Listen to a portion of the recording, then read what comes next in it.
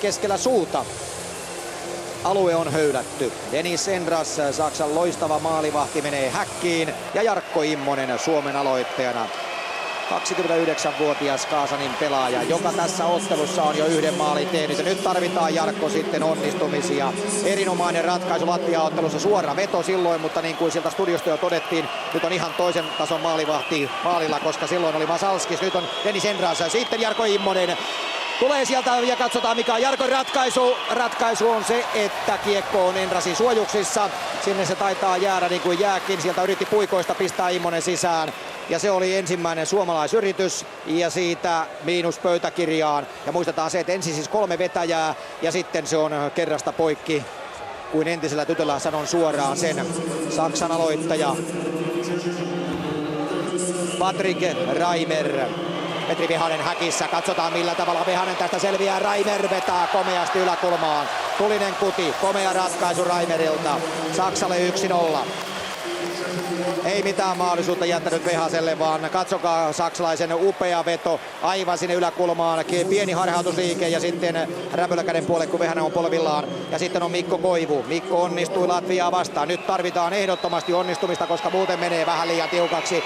Koivulla kova vauhti. Endras tulee myöskin maaliltaan vähän vastaan ja Koivu harhauttaa ja kiekko kimpoaa sinne maaliin. Endrasin mailakin siinä on vähän mukana, mutta onnea pitää olla mukana tässä pelissä. Nyt sitä oli mukana sen verran, että kiekko pomppaa sinne torjunnasta. Mikko tulee sieltä, Endras tulee mailoinen siihen väliin näin ja sitten se pomppaa ja kyllä se pomppaa Mikon hienosta seuraamisesta maaliin saakka. Mikko onnistuu. Peli on 1-1 rankkareissa ja seuraava saksalaisvetäjä. Nyt pitää sitten Vehanen alkaa koppi tarttua. Kai Hospelt, mikä on hänen ratkaisunsa? Tuleeko myöskin suora veto Hospeltilta? Tulee, mutta Vehanen liimaa tyylikkäästi Hospeltin laukauksen. Ja näin se tietää sitä, että kolmannet vetäjät ensi alkuun. No niin, nuori mies, näytähän sitten. Oli jo halua vetää Latvia-ottelusta rankkari ja nyt sitten 19-vuotias Mikael Granlund. Hieno ottelu jälleen, näytähän Mikke sitten mistä mies on tehty, mistä nuori mies on tehty. Pistä kiekko häkkiin, lähtee kuljettamaan ja katsotaan mikä on Granlundin ratkaisu. Nostakaa kädet ylös kotikatsomossa. Tässä on mies, joka laittaa sellaisen rankkarin pesään, että alta pois. Hän vie täysin Endrasin muualle, toiselle kentälle. Se ei välttämättä riitä vielä, mutta katsokaa tämän taiturimaisen nuoren miehen otteita. Michael Wolf ja Vehanen ottaa kiinni ja Suomi voittaa. Wolf nostaa häkkiin. Vetää Vehasen aivan jäihin ja nostaa häkkiin. Tästä jatketaan. 2-2 ovat. Onpa kovia rankkarien vetäjä. Katsokaa Wolfia vielä vetää Vehasen täysin jäihin. Ja sitten Vuoren varma viimeistely maalin kattoon. Ja sitten mennään yksi yhtä vastaan. Eli yksi kerrallaan. Ja nyt vaihtuu myöskin vetovuoro. Saksa aloittaa saman tien.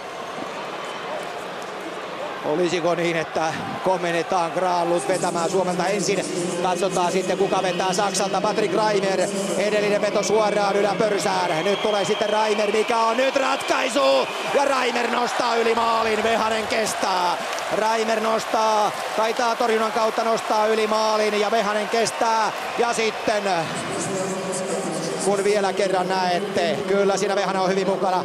Ja Suomen joukkueen kapteenille Mikko Koivulle pistetään avaimet kouraan. Ja Mikko, työnnä avain lukkoon. Käännä sitä kunnolla ja pistä kiekko maaliin. Ja Suomelle tästä voitto. Koivu vastaa Dennis Endras. Koivu ja nostaa sinne.